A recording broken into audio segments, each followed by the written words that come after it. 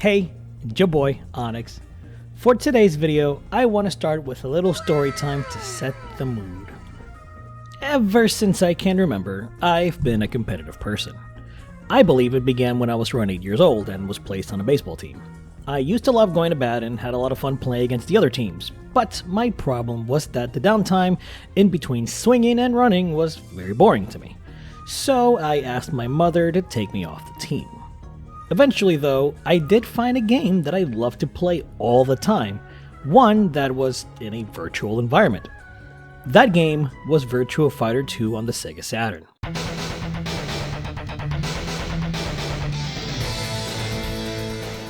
I was a Sega kid growing up, so I didn't get to play much of Street Fighter, though I did play plenty of Mortal Kombat in the pizza shop near my home. Still, this particular fighting game made me want to bring my friends over and challenge them to a duel, and it always ended up being a glorious time. There was no downtime, you were always active in one way or another, and that is where my love for fighting games began, though that love would fall aside thanks to a certain title. But this video isn't about that particular experience, but rather how one little team from Japan managed to turn it all around.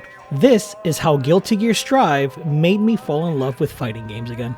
TGR. Body's bullshit's blazing, still my heart is blazing. If the word kill me, I don't need a new word under you. Soon you will know, we already know the smell of the game.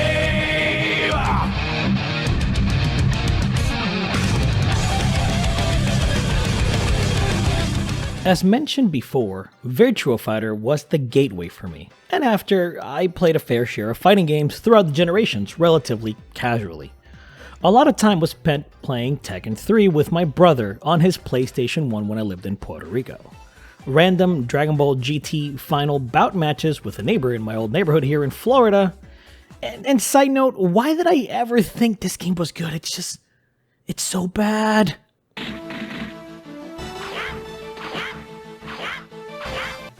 I guess though, this was as good as it gets for Dragon Ball fighting games for quite a while.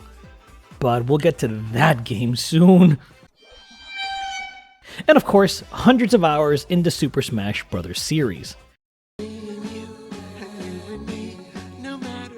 Now that game was such a surprise to most gamers of the time, with these lovable Nintendo characters kicking the absolute shit out of each other.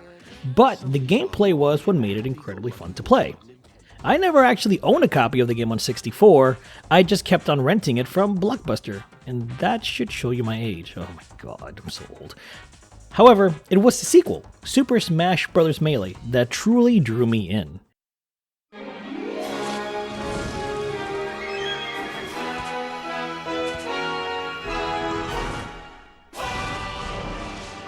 When Melee came out, a big portion of my friends in high school were into the title.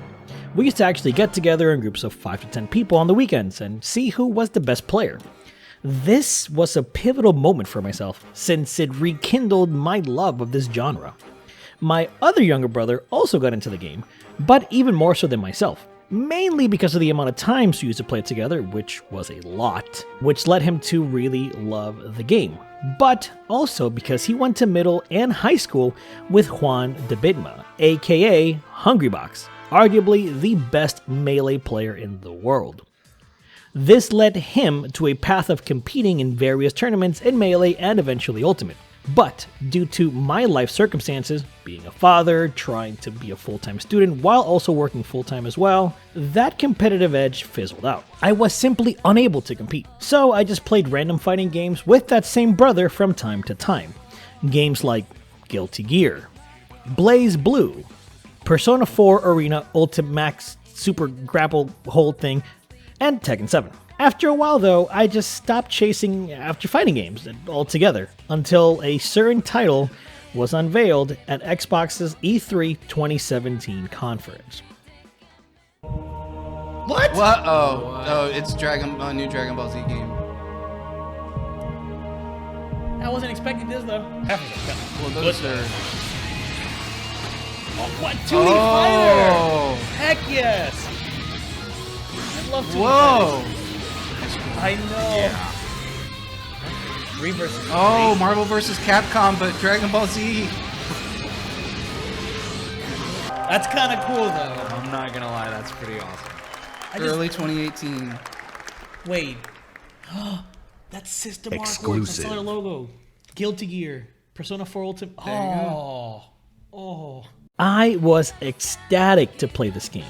And in 2018, Dragon Ball FighterZ dropped to a lot of praise and to a lot of fun. But there was a big problem with it. The netcode is pretty bad, and even though the game genuinely played great and really made you feel the fantasy of being a Dragon Ball fighter, the matchmaking as well just wasn't very good. As soon as I tried to join the game online, I got my ass handed to me, and that was simply not fun.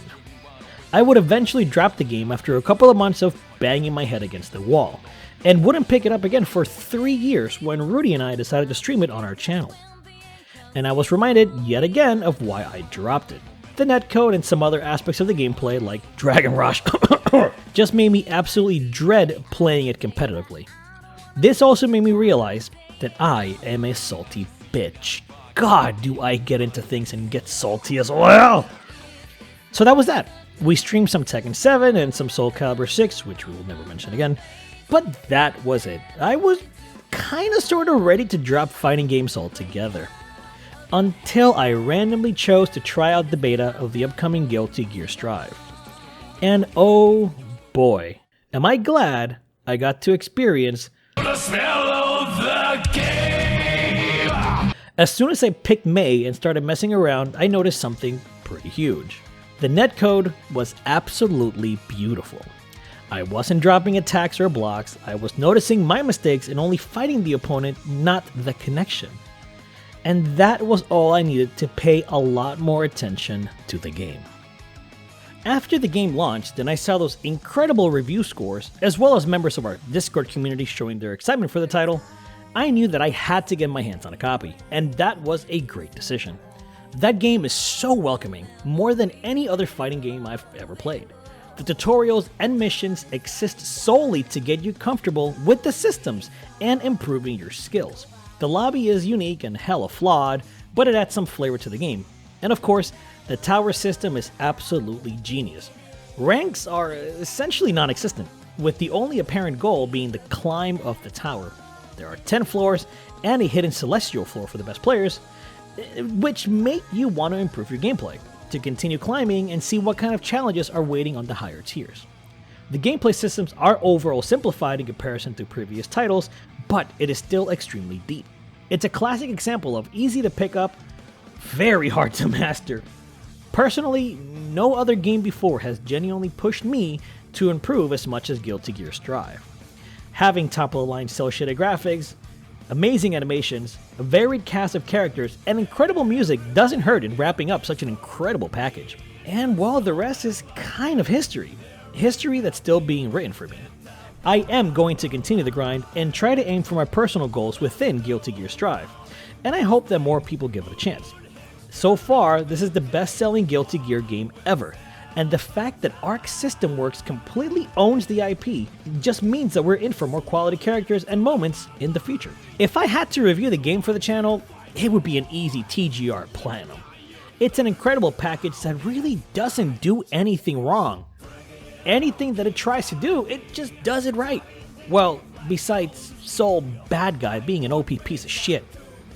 So, to wrap it up, thank you Arc System Works. Thank you for making an incredible fighting game and for reigniting my passion of loving this amazingly niche genre. Alright guys, thanks so much for checking out the video and getting all the way to the end. As always, I have to thank our patrons, members, and subscribers on Twitch because they are the lifeline of this channel. If you liked what you saw and you're new to the channel, consider subscribing and of course liking the video. Blah blah YouTube stuff, you know how it works. It helps the algorithm. And we do want to grow. We want to continue making videos. We want to continue streaming, which by the way, I haven't been streaming for a couple of weeks because I just had a baby. I will be back to streaming Monday, so see you then. And if you like our discussions about our community, check out our Discord. Link is in the description below, because we have a fantastic community that I absolutely love to talk to every single day. So that's the best way to contact us, and the best way to just keep in touch with all our, programming ideas, if you will. But anyway, thanks for listening. Thanks for checking out the video. And yeah, I will see you out there on the tower. Take it easy, guys. Later. Hope you enjoyed the video. If you want to see more and stay up to date, subscribe, hit the little bell, and join our Discord. If you want to support the channel, please check out our Patreon or hit the join button below. As always, thanks for your support and thanks for watching.